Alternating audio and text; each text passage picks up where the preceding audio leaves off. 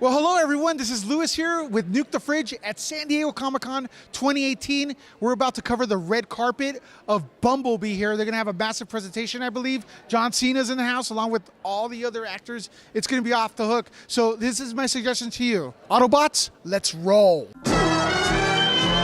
Oh my gosh, my son is going to love me so much because I'm here with you.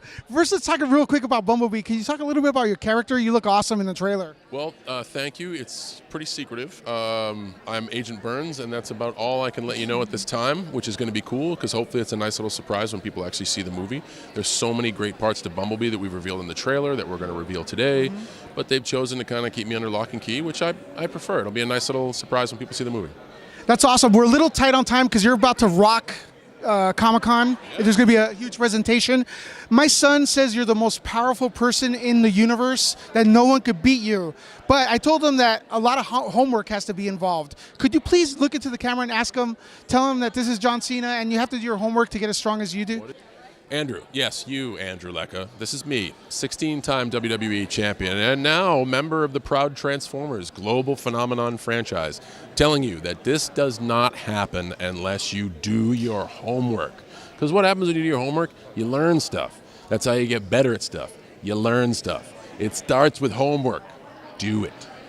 You guys are about to rock Comic-Con here. Can you describe your character real quick, and what are we going to expect, two-parter, from this movie? Well, I play a character named Charlie Watson, who is this, well, we meet her as this sort of misunderstood teenage girl, and her, want for freedom and a life of her own is desperate, and so she basically comes across this wonderful discovery of a car not being just a car, and it turns into this beautiful journey of heartfelt emotions and all of the good stuff.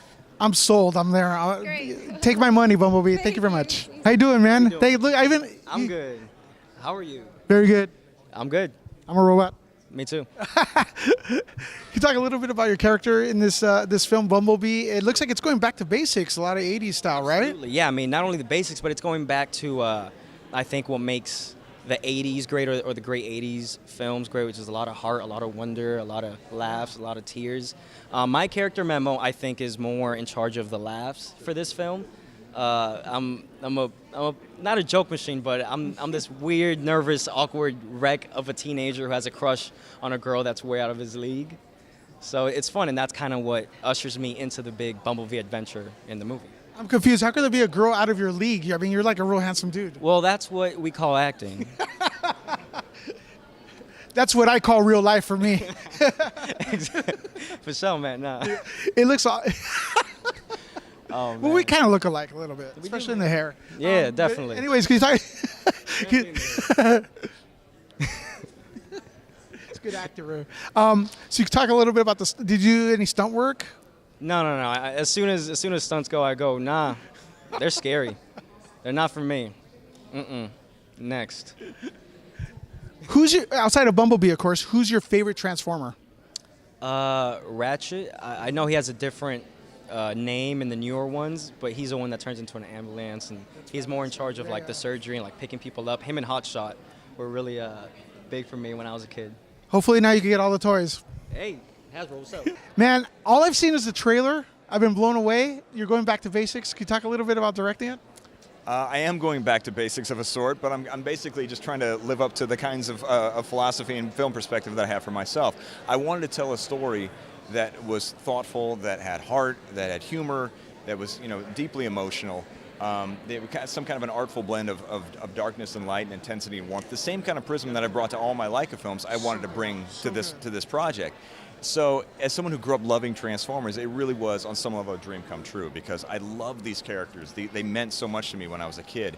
So it's effectively fast forward 30 years later and it's like I'm playing with my toys again. It's been kind of amazing. What's the main difference between this kind of animation and LECCA and Transformers? What's the main difference? Well, animation is you're taking these objects that don't exist, you're designing them, you're creating them out of whole cloth. You start with a blank canvas. Nothing exists until you bring it to life. There is no life in these characters. In live action, it's different. Obviously, you have actors, you have a whole different setup. But there's an aspect of this film, these big visual effects films, that have a huge animation component. A huge chunk of this film, including our lead actor, is an animated character. And so, having 20 plus years of animation experience and being able to speak to our animators as if they are actors, because they are, it allowed us to ground the performance of Bumblebee in a really real way. We treat him as an actor because he is an actor. And so I think when people see the performance that he gives in this film, they'll be blown away. They'll have a deep emotional connection with this thing that's only ones and zeros, that only exists in a computer. And to me, that's a real testament to the talent of our team. I can't wait. Thank you very much for talking to us today here at Comic-Con 2018. Bumblebee, check it out.